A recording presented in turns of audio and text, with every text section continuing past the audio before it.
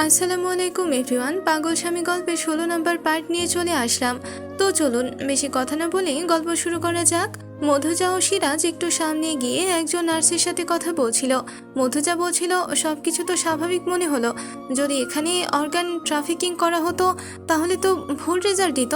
নার্সটি বলে, আমার মনে হয় ওরা শুধু দরিদ্র ও অসহায় মেয়েদের টার্গেট করে। সিরাজ বলে, হ্যাঁ ঠিক বলেছ, এরপর আমরা একবার গরিবের গেট আপ নিয়ে আসবো, তাহলে সব বোঝা যাবে। সিরাজ ও মধুজা চলে যায়। অক্ষর দূর দাঁড়িয়ে সব কিছু দেখছিল।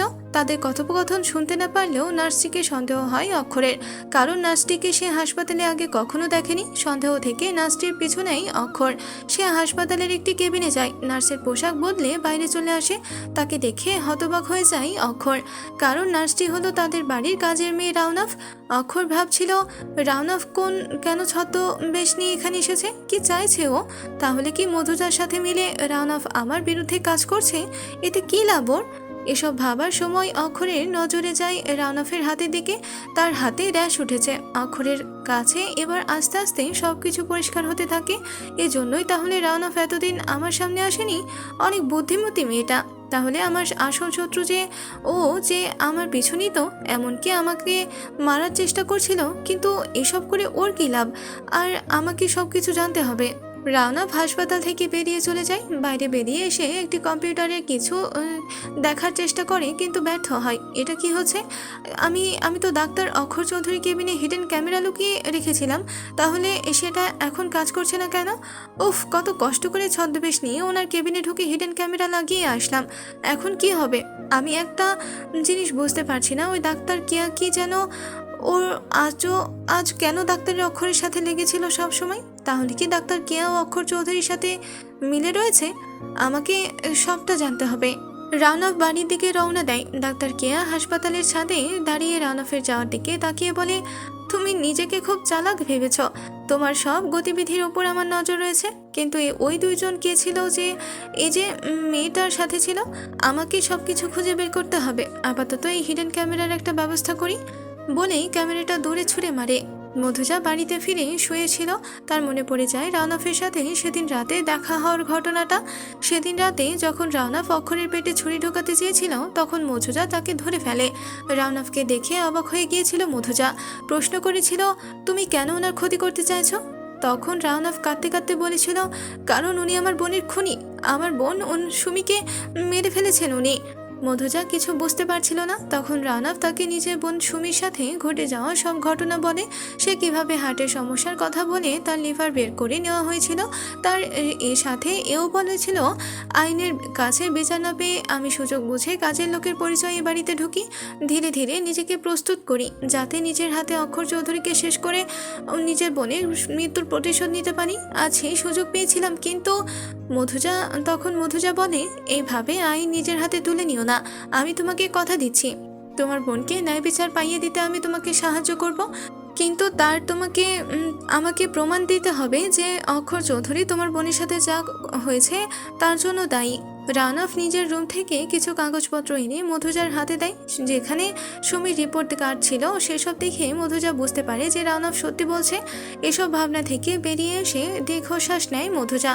এখন তার একমাত্র উদ্দেশ্য যে করেই হোক অক্ষরের বিরুদ্ধে জোরালো প্রমাণ সংগ্রহ করা। কাল সিরাজের সাথে আবারও হাসপাতালে যেতে হবে মধুজাকে। আচমকা অক্ষর রুমে প্রবেশ করে, সাথে করে রাউনাফকে নিয়ে এসেছে সে। অক্ষরকে রাউনাফের সাথে দেখে চমকে যায় মধুজা। তার মনে ভয় জাগে, তাহলে কি অক্ষর সব জেনে গেল? মধুজা কিছু বলতে যাবে, তখনই অক্ষর বলে, আমি তোমাদের ব্যাপারে সব জেনে গেছি। তুমি কেন আমার বিরুদ্ধে নিউজ করেছো সেটাও আমি জেনে গেছি। রাউনাফ আমায় সব বলেছে, কিন্তু আমি কোনো অর্গান ট্রাফিকিং এর সাথে জড়িত নই। এর পিছনে অন্য কারো হাত আছে। রাউনাফ অক্ষরের দিকে আঙুল তুলে বলে, আমরা কিভাবে আপনাকে বিশ্বাস করব? আপনি তো আমার আপুর অপারেশন করেছিলেন, তাহলে আপনার প্রতি সন্দেহ আসাটা কি স্বাভাবিক নয়?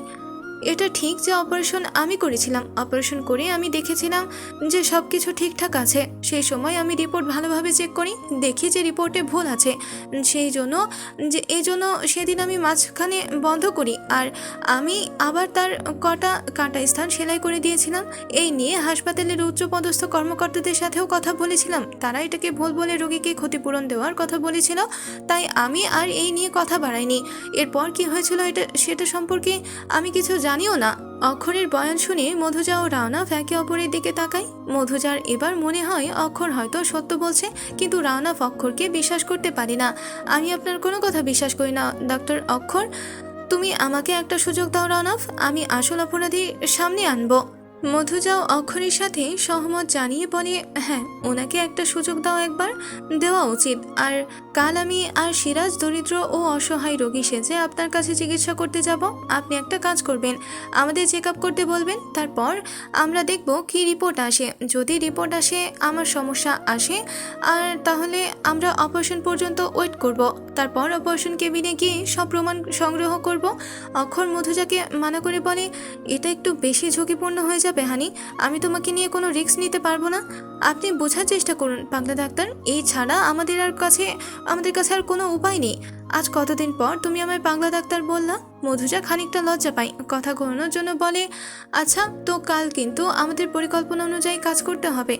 আচ্ছা রানব, তোমার কি হাসপাতালে কোনো আচরণে বা কারো আচরণে কোনো সন্দেহ সৃষ্টি হয়েছে? হ্যাঁ, ডাক্তার কেয়া নামে একজনের আচরণ আমি লক্ষ্য করেছি, উনি বেশ রহস্যময়ী। অক্ষরও বলে, সেই দিনের ওই ঘটনার পর কোনো গরিব বা দরিদ্র কোনো রোগীর দায়িত্ব আমাকে আর দেওয়া হয় না, সবার অপারেশন ডাক্তার কেয়াই করে। মধুজার সন্দেহ হয় ডাক্তার কেয়ার ওপর, তার মানে ডাক্তার কেয়ার হাত থাকতে পারে এসবের পেছনে। তবে আমার মনে হয় সে একা এত কিছু করতে পারবে না, হাসপাতালে অন্য কেউ আছে যে কেয়াকে সাহায্য করছে, আর সে ক্ষমতাশালী কেউ যার মদতে এসব হচ্ছে।